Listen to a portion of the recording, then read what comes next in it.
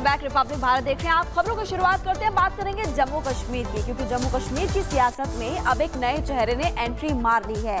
देखिए, परिवारवाद की बैसाखी पकड़कर अब इल्तिजा मुफ्ती ने एंट्री मारी। इल्तिजा मुफ्ती की अगर बात करें मीनाक्षी, तो पूर्व मुख्यमंत्री महबूबा मुफ्ती की बेटी है।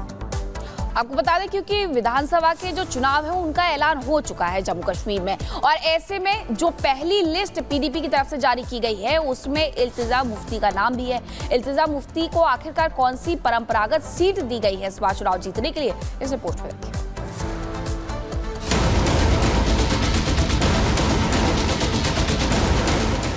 जम्मू कश्मीर में जब से विधानसभा चुनाव के तारीखों का ऐलान हुआ है, सत्ता में वापसी की संभावना तलाशते हुए सभी राजनीतिक दल इस मौके का फायदा उठाने की जुगत में लग गए हैं। एक तरफ जहां इस मौके को भुनाने के लिए नेशनल कॉन्फ्रेंस के अध्यक्ष फारूक अब्दुल्ला के बेटे उमर अब्दुल्ला ने पूरी ताकत झोंक दी है, तो वहीं मौके पर चौका जड़ने के लिए जम्मू कश्मीर की सियासत में एक और वारिस की एंट्री हो गई है, और परिवारवाद के नक्शे कदम पर चलते हुए ये नई entry PDP chief Mehbooba Mufti की बेटी इल्तिजा मुफ्ती की हुई है। पार्टी ने आज तक मुझे जो भी जिम्मेवारी दी है वो मैंने निभाने की कोशिश की। पीडीपी ने महबूबा मुफ्ती की बेटी इल्तिजा मुफ्ती को अनंतनाग के बिजबेहड़ा से विधानसभा का टिकट दिया है। हालांकि इल्तिजा मुफ्ती जम्मू कश्मीर की सियासत में कोई नया चेहरा नहीं है। उनकी मां ने राजनीति में उन्हें लॉन्च करने की तैयारी काफी पहले से शुरू कर दी थी। खासकर जम्मू कश्मीर से धारा 370 खत्म करने के वक्त जिस तरह से वो फ्रंट फुट पर आई थी, वहां की सियासत की नब्ज समझने वाले सियासी पंडितों ने इस बात का मर्म समझ लिया था, और आखिरकार वो दिन अब आ गया। दरअसल इसके पीछे दो वजहें भी बताई जा रही हैं। पहला ये कि पीडीपी चीफ महबूबा शायद विधानसभा चुनाव नहीं लड़ना चाहती, क्योंकि वो पहले ही ऐलान कर चुकी हैं कि वो विधानसभा की पूर्ण बहाली तक चुनाव नहीं लड़ेंगी। मैंने तो बोला असेंबली तो मैंने कभी लड़ना नहीं है जब तक 370 रिस्टोर नहीं होता है। असेंबली मैंने बोला है हम नहीं लड़ेंगे जब तक 370 रिस्टोर नहीं होता है। दूसरा ये कि इसी बहाने महबूबा मुफ्ती वक्त रहते अपनी पार्टी की कमान बेटी को सौंपना चाहती है, क्योंकि वो देख चुकी है कि पूर्ण विधानसभा की बहाली तक चुनाव न लड़ने की बात करने वाले उमर अब्दुल्ला भी पुरानी कहानी भूल चुके हैं। तंजीम के अंदर से और बहुत मेरे ऊपर दबाव बना हुआ है। साथियों से मशवरा करके, फारूक साहब से बात करके आने वाले दिनों में किसी न किसी नतीजे पे आ ही जाऊंगा। बहरहाल जम्मू कश्मीर की राजनीति में पहले से ही अपनी पकड़ बनाए हुए उमर अब्दुल्ला को चुनौती देने इल्तिजा आ चुकी है। देखना यह है कि मौके पर चौका जमाने की रवायत में किसकी विरासत बसती है। Bureau report, republic Bharat. Iltija Mufti ने हुंकार भरी है, और देखिए जम्मू कश्मीर की सियासत में बेटा बेटी फैक्टर। जम्मू कश्मीर की सियासत में एक और पारिवारिक एंट्री हो चुकी है। पीडीपी की पहली लिस्ट में इल्तिजा मुफ्ती का नाम सामने आया, और आपको बता दें कि पार्टी ने अपनी पहली लिस्ट में दरअसल 8 उम्मीदवार उतारे। इल्तिजा को अनंतनाग के बिजबेहड़ा का इंचार्ज बना दिया गया है। बिजबेहड़ा सीट महबूबा मुफ्ती परिवार की परंपरागत सीट रही है। 1996 में महबूबा मुफ्ती ने यहां से पहली बार चुनाव लड़ा था, और इल्तिजा मुफ्ती पीडीपी चीफ महबूबा मुफ्ती की बेटी भी है। रिपोर्ट के जरिए भी हमने आपको बताया, इल्तिजा अब तक पार्टी में सलाहकार के पद पर थी, लेकिन अब अहम महत्वपूर्ण जिम्मेदारी इल्तिजा मुफ्ती को फिलहाल सौंपी गई है। देखना होगा कितनी सफल इसमें महबूबा मुफ्ती नजर आती है।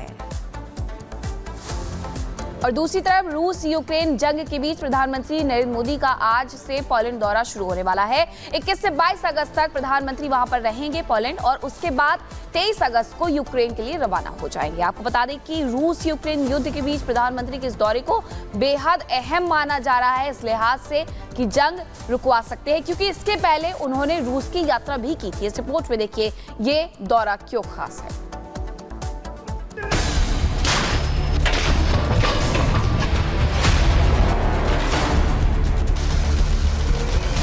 रूस और यूक्रेन के आसमान में बारूद बरस रहा है।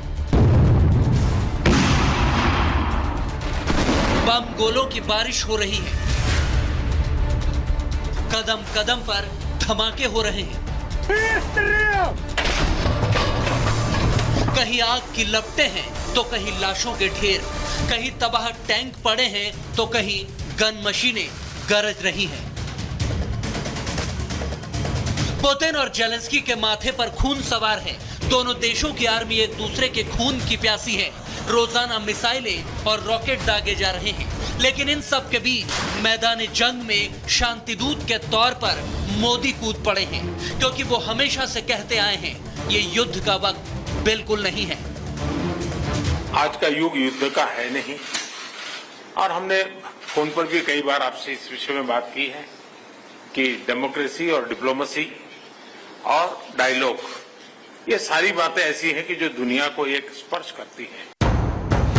क्या प्रधानमंत्री नरेंद्र मोदी ने 2.5 साल पहले शुरू हुए युद्ध के अंत की स्क्रिप्ट तैयार कर ली है? क्या मोदी ने रूसी राष्ट्रपति पुतिन से इस पर मुहर लगवा ली और अब यूक्रेनी राष्ट्रपति जेलेंस्की को भी तैयार करने का प्लान रेडी कर लिया है? क्योंकि मोदी 23 अगस्त को यूक्रेन के दौरे पर जा रहे हैं। जेलेंस्की से मोदी जंग रोकने पर सीधी बात कर सकते हैं। यूक्रेन जाने वाले मोदी पहले भारतीय प्रधानमंत्री बनने वाले हैं, और इससे पहले 2 दिनों तक मोदी 21 और 22 अगस्त को पोलैंड के दौरे पर रहेंगे। मोदी 10 घंटों तक ट्रेन की यात्रा करके यूक्रेन की राजधानी कीव में दाखिल होंगे। इससे पहले वो 8 और 9 जुलाई को रूस के दौरे पर थे और अब यूक्रेन जा रहे हैं। मोदी का ये यूक्रेन दौरा जंग के बीच गेम चेंजर साबित हो सकता है। ऊपर से कुछ ज्यादा हमें और आपको पता नहीं चलता, पर पानी के नीचे जो बतख होती है वो खूब जोरों से अपने पैर चला रही होती है। रशिया यूक्रेन के मामले को लेकर जो चल रहा है दुनिया भर में, वो डक डिप्लोमेसी चल रही है और भारत उसमें एक अहम हिस्सा है। संयुक्त राष्ट्र हो या अमेरिका, फ्रांस, जर्मनी समेत कई ताकतवर देशों के राष्ट्राध्यक्ष कई मौकों पर मोदी से जंग रुकवाने की पहल करने को कह चुके हैं। पीएम मोदी भी हाल ही में पुतिन से साफ साफ शब्दों में कह गए थे कि युद्ध के मैदान में समाधान नहीं ढूंढा जा सकता। अब वो राष्ट्रपति जेलेंस्की से भी यही बात दो टूक अंदाज में कहेंगे। तो क्या विश्व गुरु भारत की ताकत दिखेगी और मोदी युद्ध रुकवाकर शांतिदूत बन जाएंगे? Bureau report, republic Bharat. तो प्रधानमंत्री की नरेंद्र मोदी का आज से ये दौरा शुरू होने वाला है। क्या कुछ खास रहेगा आपको बताते हैं। 23 अगस्त को प्रधानमंत्री मोदी का यूक्रेन दौरा रहने वाला है, जो कि बेहद खास माना जा रहा है। पिछले महीने पीएम मोदी मॉस्को गए थे, रूस की उन्होंने यात्रा की थी, और रूस के बाद अब प्रधानमंत्री नरेंद्र मोदी यूक्रेन जा रहे हैं और रूस में पुतिन से युद्ध पर चर्चा हुई थी। ऐसे में यूक्रेन में भी ये चर्चा होने वाली है। अब यूक्रेन में जेलेंस्की से जंग पर बातचीत होगी और 4 साल में जेलेंस्की से प्रधानमंत्री नरेंद्र मोदी की ये चौथी मुलाकात है। पीएम के यूक्रेन दौरे पर पूरी दुनिया की नजर टिकी हुई है। दुनिया को उम्मीद है मोदी शांति समझौता कराएंगे। पहले रूस की यात्रा की और उसके बाद अब जब यूक्रेन की यात्रा पर जा रहे हैं, तो दोनों को जोड़ करके देखा जा रहा है कि दोनों ही देशों के बीच में चल रहा युद्ध रुक सकता है।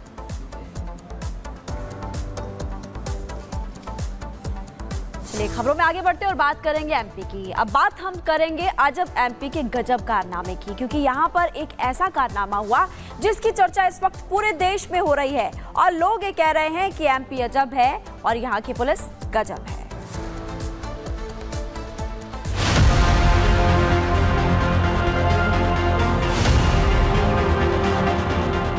अजब एमपी, गजब एमपी।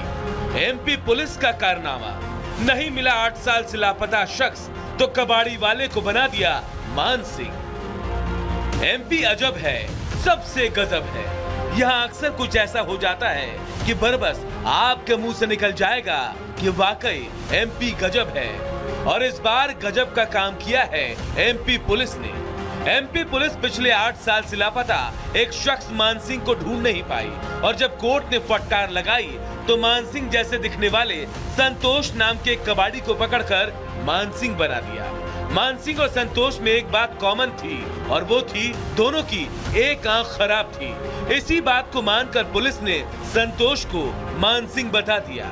मान सिंह के परिवार वालों ने जब कहा कि वो मान सिंह नहीं है, तब जाकर कबाड़ी वाले को छोड़ा गया। चलिए अब आपको पूरा मामला समझाते हैं। मान सिंह पटेल ने 2016 में अपनी जमीन को लेकर थाने में नामजद शिकायत की थी। मान सिंह ने कहा था कि उसकी जान को तत्कालीन मौजूदा कांग्रेस नेता और मंत्री गोविंद सिंह राजपूत से खतरा है। इस शिकायत के कुछ दिन बाद से मान सिंह अचानक लापता हो गया। मान सिंह के बेटे ने गोविंद सिंह राजपूत सहित 5 लोगों पर उसके पिता के अपहरण करने का आरोप लगाया। पुलिस ने गुमशुदगी की रिपोर्ट 2016 में सिविल लाइन थाने में दर्ज की। इस मामले को ओबीसी महासभा की तरफ से सर्वोच्च न्यायालय के संज्ञान में लाया गया। सुप्रीम कोर्ट ने संज्ञान लेते हुए 3 सदस्यीय एसआईटी गठित कर मामले की जांच करने की बात कही है। इस मामले को लेकर पूर्व सीएम दिग्विजय सिंह का कहना है कि गोविंद सिंह राजपूत के परिवार ने जमीन हड़पने की कोशिश की। उनसे मुलाकात के बाद से ही मान सिंह गायब है। तो वहीं बीजेपी के प्रदेश अध्यक्ष वीडी शर्मा कह रहे हैं कि सुप्रीम कोर्ट के ऑर्डर में कहीं भी गोविंद राजपूत का नाम नहीं है, सिर्फ एसआईटी गठित करने की बात कही गई है। वाकई में ये प्रकरण इतना गंभीर है कि मंत्री जी के परिवार ने उस कुशवा समाज की जमीन हड़पने के लिए पूरा षड्यंत्र किया। बहुत कीमती जमीन है और वो सुबह उनसे मिलने आए तो उसके बाद से वो गायब है। मामला बढ़ता देख मंत्री गोविंद सिंह राजपूत भी सामने आ गए। गोविंद सिंह राजपूत ने कहा कि मैं सिर्फ विपक्ष द्वारा की जा रही राजनीति का शिकार बन रहा हूँ। सुप्रीम कोर्ट के आदेश में कहीं भी मेरा नाम नहीं है। मुझे जो बदनाम करेगा मैं अब उसके खिलाफ मानहानि का केस करूंगा।